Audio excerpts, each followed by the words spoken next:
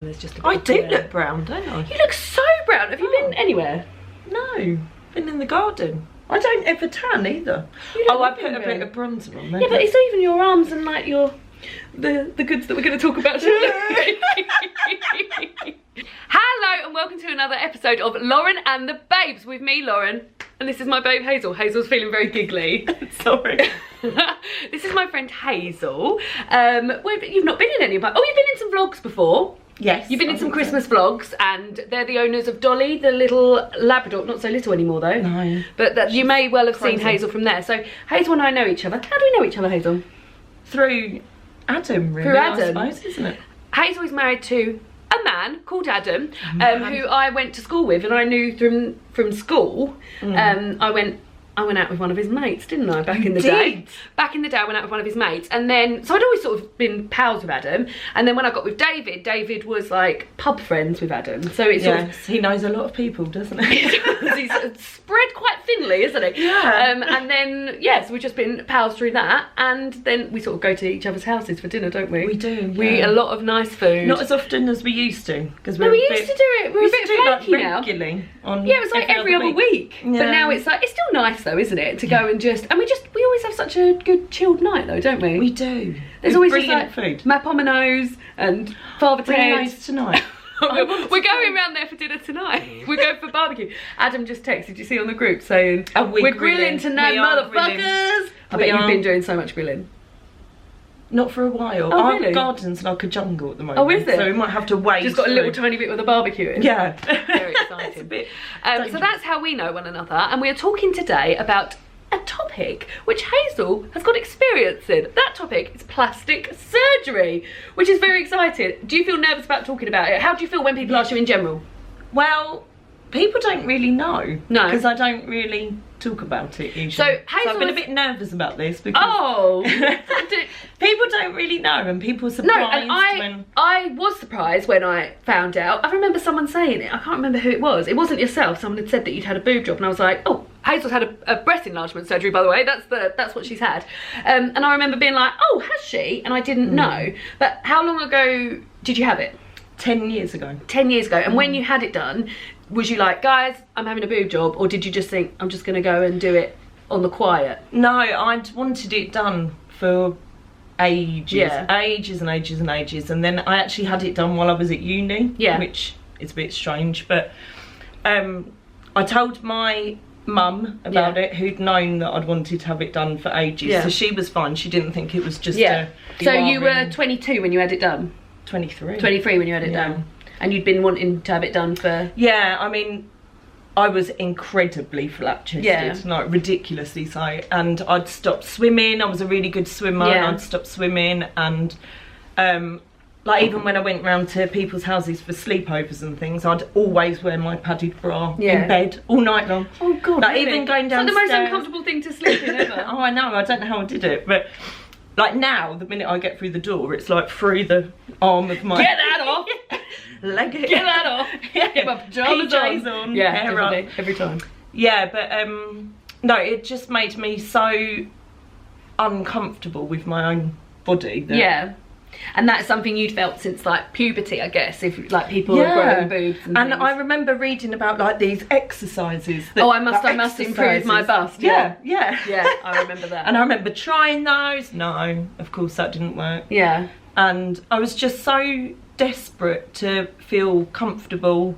Sort of like I never went on any girly holidays when I was younger because of it, because I thought like, oh, everyone else is going to look It's so perfect. restricting, isn't it? And I don't think some people who aren't happy with parts of their body, some people don't realise the crippling nature of that for some people. So like, which had prevented you on going swimming with something you'd always really enjoyed and going on girly holidays, so you'd missed out there as well. So I think some people think it's all very like a vanity thing, don't they? And yeah, and it never ever has been. It's not that for everyone. It's something that like to enable you to be able to do the things that you used to do and things like that. Yeah, and so I've never like worn things to show them off and things like that. Get them out, girl. Like sometimes, obviously, yeah, like they are out just sometimes. Sometimes they are just sometimes they can't help it. They can't help, they're just popping out. Pop so out, when you yeah. decided you wanted to have it done, what was your first step?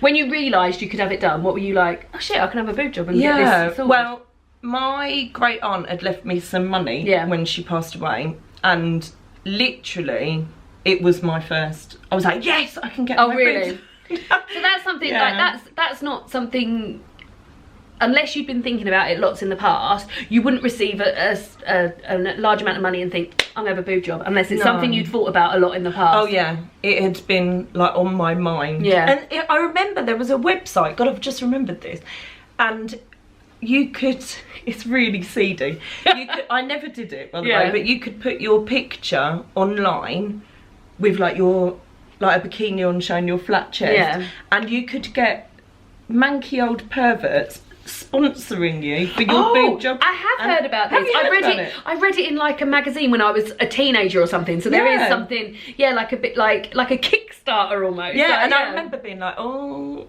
And you had considered it? Not properly. Like it was like letting the manky old perverts. Yeah. Well, I was like, oh, do they have to like have a look afterwards and things? And no, I decided I'd rather. So when you got this money, you were like, perfect, I'm going to do this, and then what? And then what immediately. So I contacted a few different companies, and I remember my mum saying to me, for goodness sakes, don't get it done on the cheap. I think she thought I was going to go flying off to somewhere or the other to get like a cheap back end one done. Yeah. So she said to me, I know it sounds silly, but get like the best one that you can get done. And so did you look into doing it on the NHS, or was that just not an option? No, I'd looked into that, and I think you had to prove that it was like affecting you psychologically or something, and I just thought, you know what, I've always been a bit uncomfortable with taking money from the NHS when it's not an actual necessity, when people need cancer drugs and things like that. I just thought, no,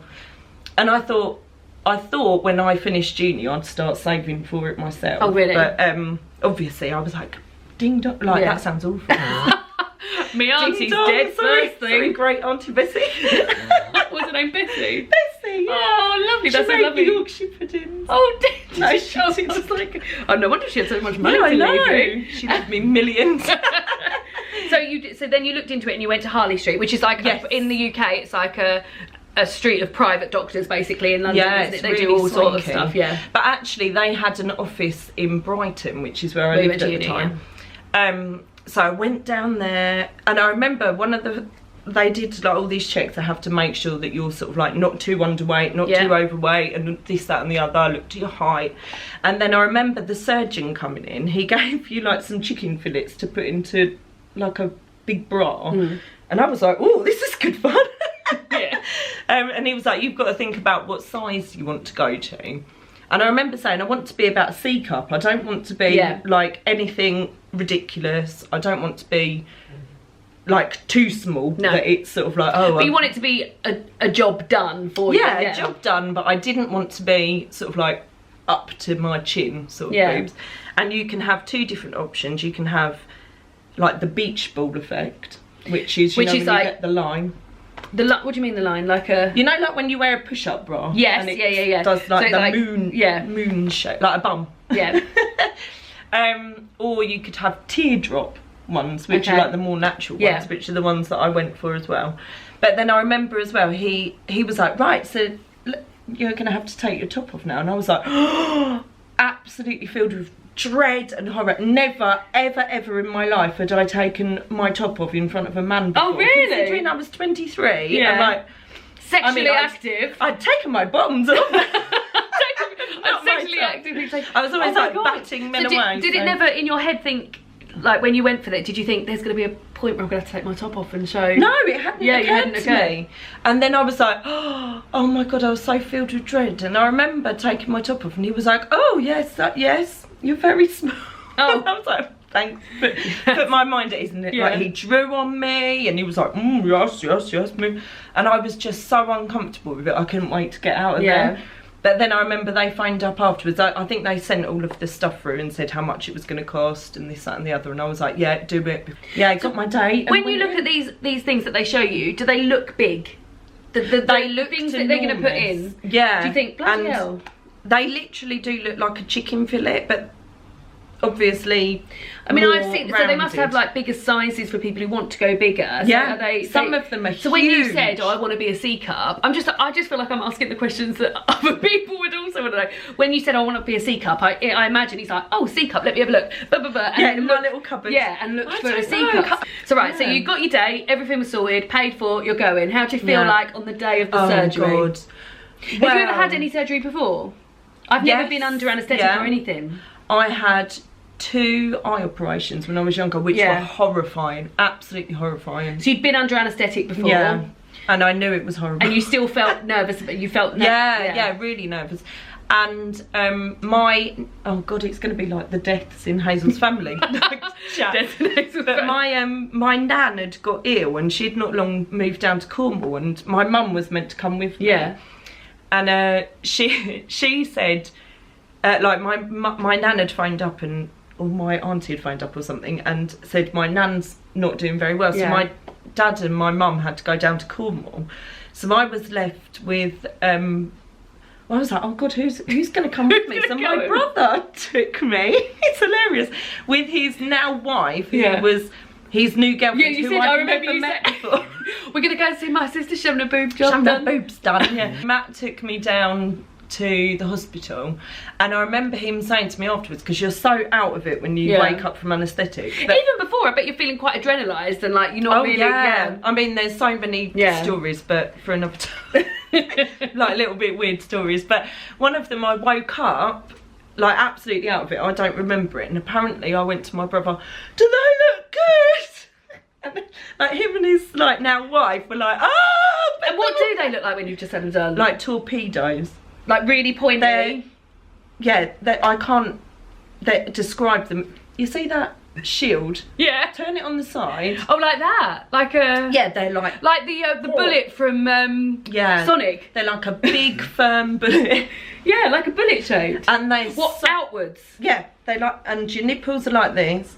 They're so hard, and it feels like all of the muscles have been ripped. Like, God, if anyone's getting it done. No, because I feel like this is, you don't hear anything like this. So, like, I just remember not being able to sit up. So when I was in bed, I'd have to have somebody help me to sit up, because it felt like all of the muscles. And was there like, where they sort of like sewn you back together, was it very, was there lots of stitches on show, or you couldn't really see so much of that? I'm so squeamish, it's unbelievable. I pass out like when people tell me. But you just remember they were really like hard. They were like torpedoes, and I just had the bandages on underneath them, so the rest of it wasn't bandaged. It was just underneath. But I didn't even want to have a look at them. No, like it was about 2 weeks until I looked. Yeah. And by that point, had they sort of like got a bit softer? Yeah, it took a while, and I was really worried. What do you do about like bras and stuff for that point? Because they're not. That's not your finished. Oh, you have to wear a sports bra. That's not your finished like boob, is it? So it's not going to be the finished shape. And the really awkward thing is that I bought a C cup sports bra, thinking like, oh yeah, well I've asked to be a C cup. Well, of course they're massively swollen. Swollen, yeah. So I probably should have bought like an F cup or something like that. And then when they went down, I'm actually a double D now anyway, so I'm bigger than I mean, for, you know my feelings on dress sizes and bra sizes, and I think it just depends where you're buying from. Yeah, I mean, oh God, I'm definitely not the size that I was when I had it done, because I was a 34 then. Yeah. And I'm not a 34. But then I think so, like cup sizes go, like I've been measured in Marks and Spencer's and they were like, oh, you're a double D. And then in all other places I've had to buy stuff and I've been like a C cup or a B cup even. So it does. So again, that's like, you just try things on as you go. But you'd ask for this C cup and you now feel like it was like a double D. I was Did they warn you of that it might be a bit bigger than you thought? Did they say these will come up bigger? Or? No, not really. I think they just put in, I think to a certain extent the surgeon probably looks at your body size, and where I mean I was an awful lot slimmer then, but I've never been a stick insect. No. So what he put on my body actually never suited looked ridiculous. Body, it suited, so he probably... Also, apparently everybody like has them done and goes, oh, I wish I'd got bigger ones. Oh really? Yeah. Because even I, like for a while I was like, oh, I should have got really big. I should have got a massive one. And then when I told Adam when we were together, in fact I think he'd found out before and that's why he pursued me. I was going to say, because imagine if you're like, oh, I've had a boob job by the way. Like, do you think that people would because I didn't know you'd had a boob job, and in my head I thought I would know if someone had had a boob job. No, but what pisses me off, and it still pisses me off beyond belief, is that other people think it's their news to tell, and I'm not. I don't tell people. Yeah. So when this is Hazel, she's had a boob job. Yeah, piss off. But when I met Adam, it was at a wedding. Yeah. So the ushers had all been told by somebody, I don't know who. Oh, by the way, one of the bridesmaids has got fake tits. So on the day that I was like, God, they're all really friendly. Oh, they're really lovely. And then it turns out afterwards, and I was really peed off because I was like, I don't want people to have a preconceived idea of me, because and also that's not your personality or your being. That's just a side thing. That's like saying, oh, by the way, one of the bridesmaids, she's got blonde hair. Like that's it's that interesting. They were about probably a bit disappointed when they met me and were like, oh. She's not gonna get him out for us. Oh, that's so fucking awful, isn't it? So don't go around telling people. That's my advice for your viewers.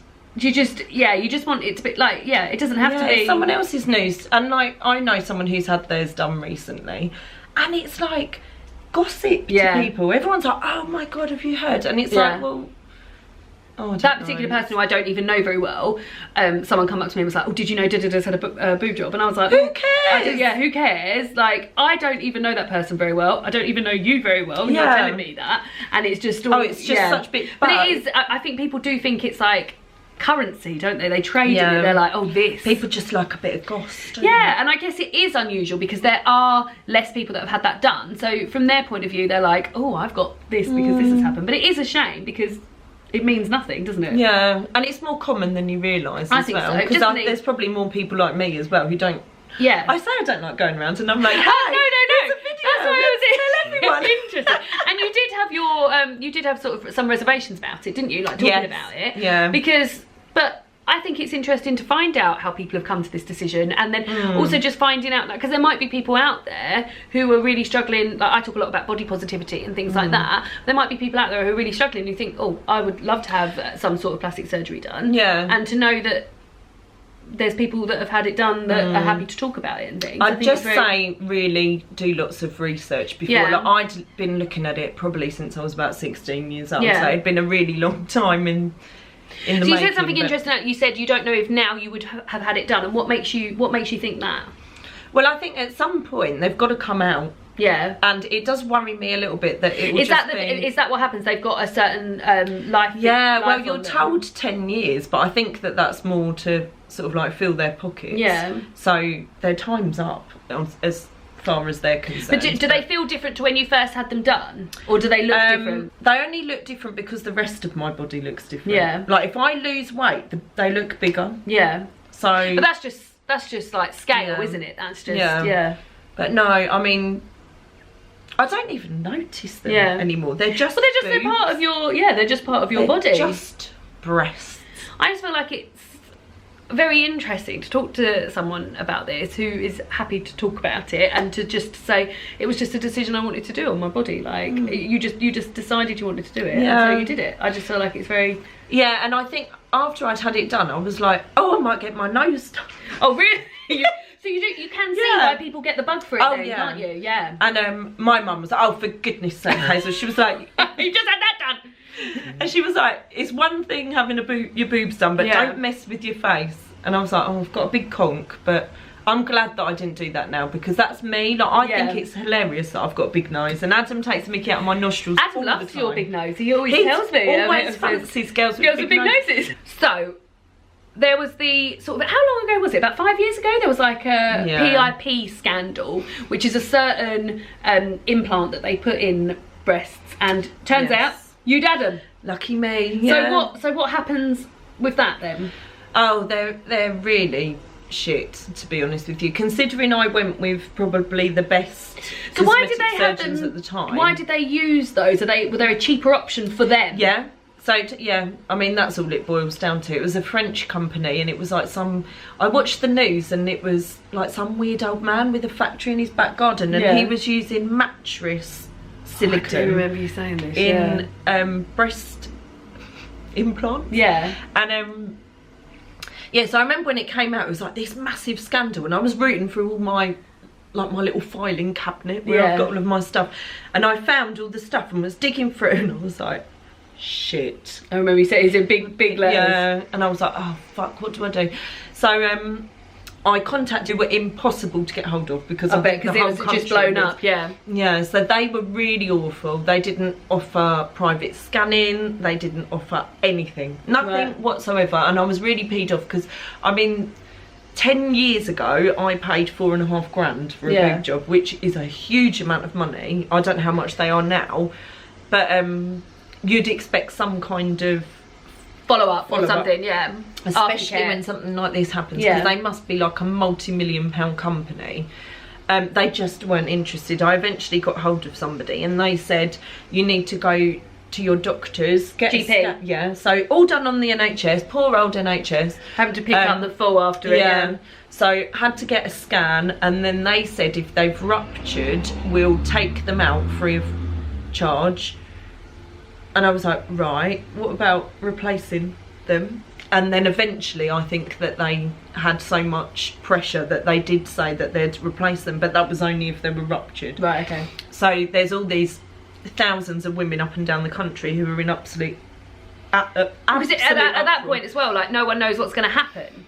Like, so no one knows if, like, all you've been told is that you've got this different type of silicone in an implant, so you don't know what's going to come off the back of that. Don't know, really, because, I mean, it's still pretty recent, I suppose. So you had them scanned and they weren't ruptured? Yeah, but I mean, I remember going to the hospital, went up to Medway, got me scan done, and I remember just feeling really awful about it, because I thought, and I'm sure that the lady who was doing the scan wasn't looking down her nose at me, but I remember being so worried that you'd probably built it up yourself as well, because the first thing you said was like, oh, the NHS had to take the fall for it. So for someone who is aware of that, you're probably hyper aware of that when you're getting it done. I remember going on my own because I was like, this is my sort of like thing, I've got to deal with it. And she was like, no, they're absolutely fine. So I was like, well, thank God for that. And then I kind of was like, well, now what? Yeah. Because if I want them removed, I've got to pay for it. Yeah. Because they're fine. If I want them replaced, obviously I've got to pay for it. But I mean, the scandal completely died down, and I don't know if there's been much.